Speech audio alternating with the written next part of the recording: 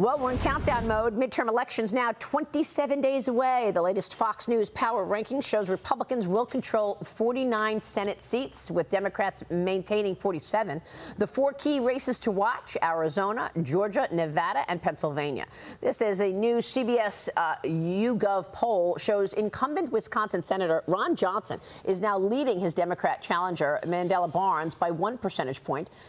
It's a tight one. A late September Fox News poll had Johnson up 4 points. Joining me right now is the man himself, Wisconsin Senator, member of the Foreign Relations Committee and Homeland Security Committee, Ron Johnson. Senator, good to see you. Thanks very much for being here. The polls have turned in your favor. How do you feel about this race?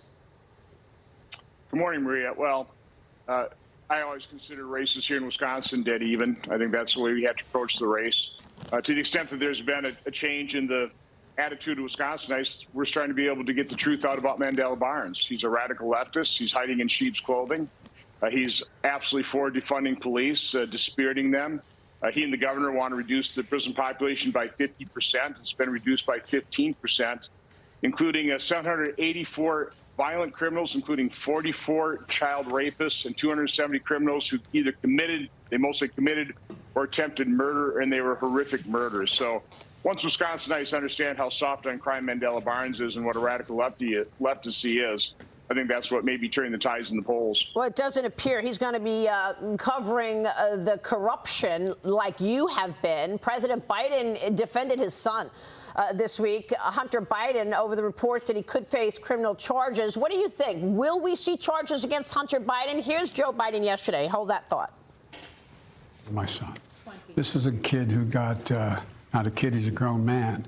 He got hooked on, like many families have had happen, hooked on drugs. He's overcome that. He's established a new life. I'm confident that what he says and does are consistent with what happens.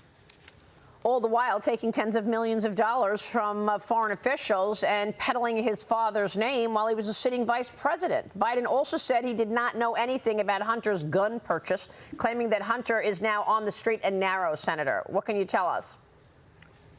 Well, first of all, I have empathy for any parent that's dealing with somebody as troubled as Hunter Biden, no doubt about it. But when you're vice president of the United States and you see your son grifting and profiting off of your family name, you shut that down.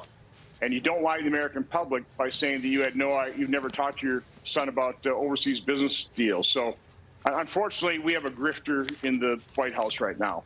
And President Biden is showing he's unfit for office. He is compromised. I don't know to what extent that compromise has impacted our foreign policy.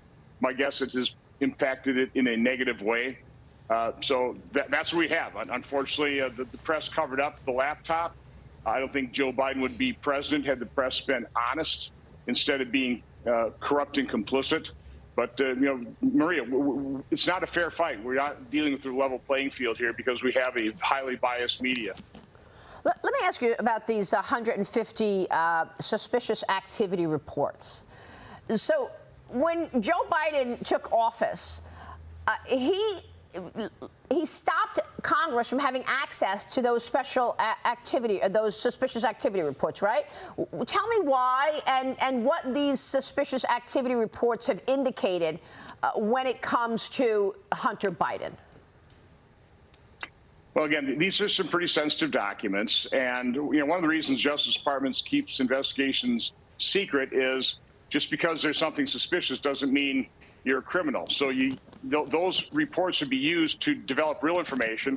What Senator Grassley and I have done is we've actually gotten the bank records now from Cafe Bank that prove the transactions. So again, these things should be used for digging up the real evidence that proves that, beyond suspicion, that actually proves the transactions, and we've done that. So we laid this all out in our report in September 2020. The media completely ignored it, like they ignored the laptop. As I said, Joe Biden shouldn't even be president, and I don't know to what extent his compromise is impacting America at this point in time. James.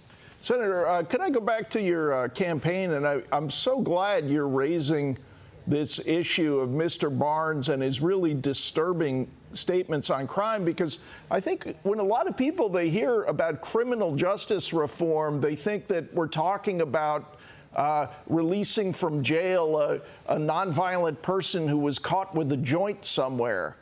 And I think it's maybe helpful to explain to people we're going way beyond that here. We are. These are dangerous criminals. Plus, he says marijuana is harmless. And as you're reporting in a newspaper, marijuana is far from harmless.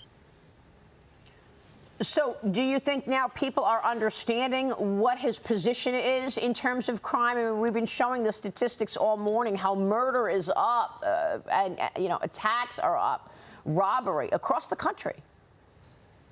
Yes, they saw that he incited the rioters in Kenosha.